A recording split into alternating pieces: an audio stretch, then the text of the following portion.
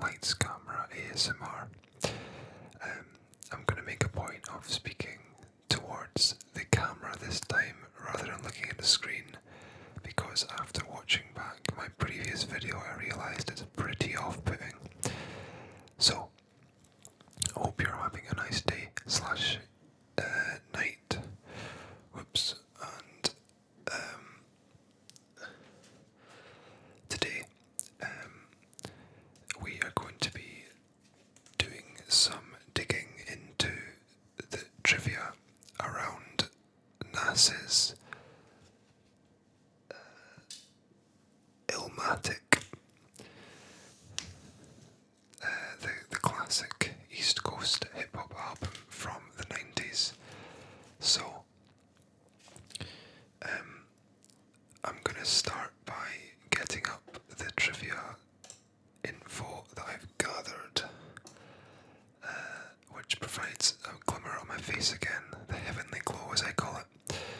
And we're recording? Okay. So, let's just wheel up to the top. Yeah. So, it was released in 1994, April the 19th. And as I mentioned previously, it's an East Coast hip hop album, also jazz, rap, or underground hip hop. And it runs for 39 minutes and 51 seconds. I caught myself there. I've gone back to the camera because I was looking at myself on the phone. Yeah, so it lasts for 39 minutes and 51 seconds. And some of the producers include Pete Rock, DJ Premier, Q-Tip, and Large Professor, who are all very well renowned in the hip hop and dub scene. So, there are two sides, and there are 10 tracks, if you include the opening intro. So, let's see if we can get away with doing it this way. So we've got the Genesis, New York State of Mind. This is very awkward. I can't read. Sorry about this. Yeah, I'm gonna just say life's a snitch, just in case there's anybody out there who gets offended by language on a whispering video. The World Is Yours, halftime, which is very fitting because it's literally before the second half. Memory Lane, One Love, One Time for Your Mind, Represent, and It Ain't Hard to Tell. So, 10 tracks. Only one other rapper, apart from Nas, features, and we'll get into that very soon. So, first and foremost, Nas was 20 years old when this album was released, which is ridiculously young. Oh, it must be a Friday night. Although when you watch this it won't be, so forget that. And on the cover art, the album art, he was 7 years old. He recorded the first verse of New York State of Mind in one take. Nas, so this is a quote from DJ Premier, who did the recording of the song for New York State of Mind. He says Nas didn't know how he was going to come in, but he just started going because we were recording. I'm yelling, we're recording, and banging on the vocal booth window. Come on, get ready. You hear him start. And then everyone in the studio was like, oh my god, because it was so unexpected. He was not ready. So we used that first verse, and that was when he was up and coming, his first album. So we was like, yo, this guy is gonna be big. Funnily enough, Nas has just released King's Disease #2 today. So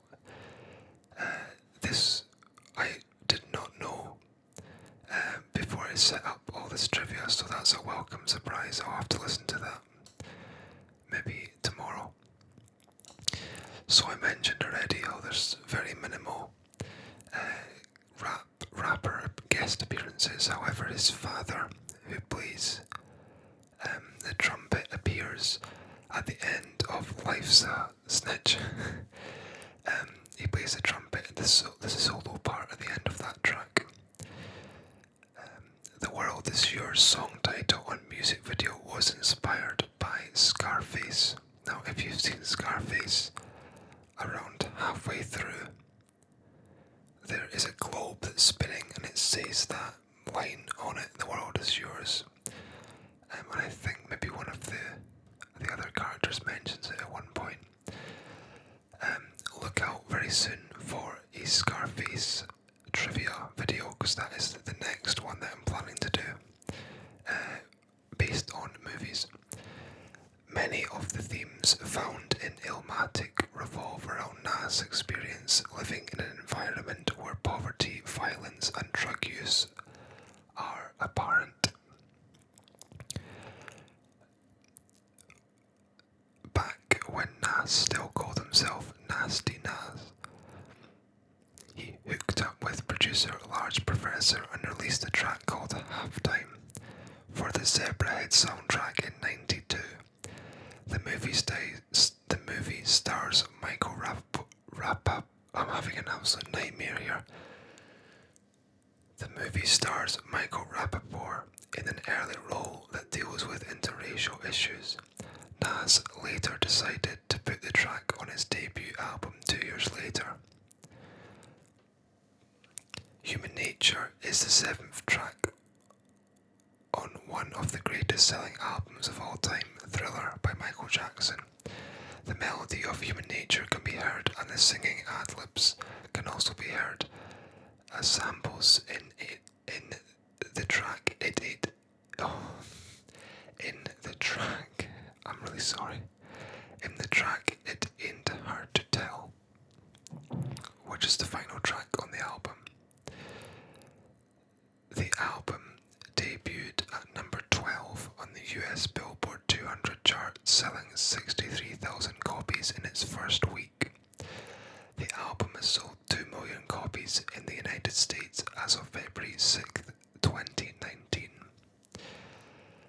In 2021, aka this year, he checks the calendar in case he's got that messed up.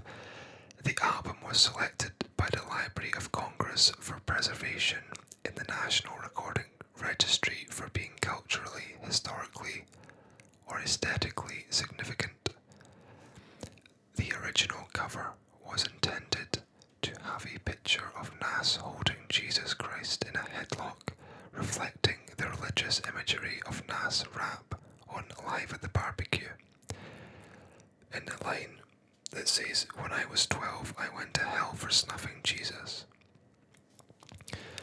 Nas left his rhyme book on the train while heading to the studio to record one of his tracks. A Good Samaritan returned it to him after the recording for Illmatic was done. And if that person had kept a hold of that would have been worth an absolute arm and a leg. Nowadays it would have been worth millions, I'm sure. Despite their later rap feud, Jay-Z was influenced by Illmatic and sampled The World Is Yours on his classic debut Reasonable Doubt in 1996. Nas originally wanted to sample June's Juicy Fruit for Illmatic, but his producer didn't have the original record. A few months later, it ended up being the bass for the Notorious B.I.G.'s '94 hit Juicy. AZ, who appears as the only guest appearance aside from Nas' father, as I mentioned, was able to negotiate his own solo record deal based off the single guest verse that he spit / performed on Illmatic.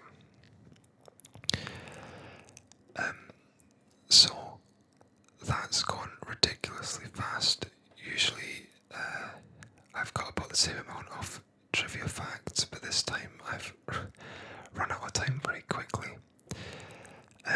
So I'm going to start rambling a little bit.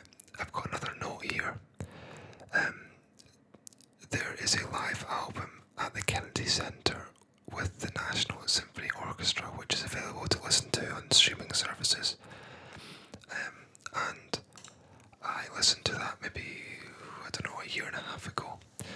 And it made me rediscover, because I was a big Nas fan growing up in the kind of high school era. And it made me rediscover some of these classic tracks. So I'll tell you what I'm going to do. I'm going to show you the insert from this vinyl record. Here we are.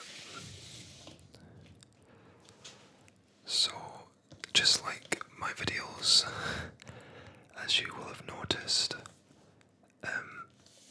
this is in black and white, and I've just realised the video is in black and white once I post it, so you wouldn't have even known it was in black and white. So this is the first side. As you can see here, there's Nas.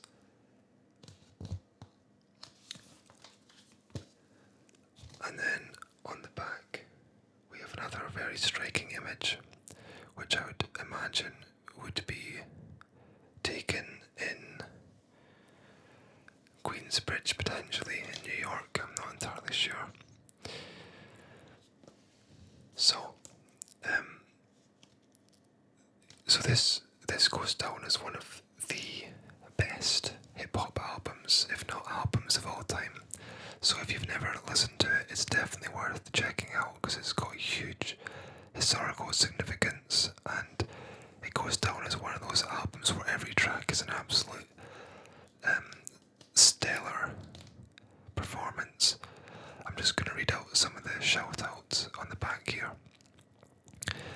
Big shout out to my mums, my brother Django, my pops Olutara, Kian, Big Bo, the Grand Wizard Mike, the Minter family, Starlin, Anthony, Rachel, Pauline, Shamina, Tanika, Tequila, Tinowina, my cousins D and G, Pumpkin, Helen, Uncle T, Grandma Ella, Nan, Nap and Nub, Bob, Ilwill, Betty, Macy, Junior, Angie, Takia, Dacia, my wisdom, Carmen, all my peoples in Baltimore, NC, Miss Tex, everybody, Queensbridge houses, Astoria houses, 40BGS, Paisley, Far Rockaway, Corona, Ravenswood, the whole Queens Getting Crazy Cash crew.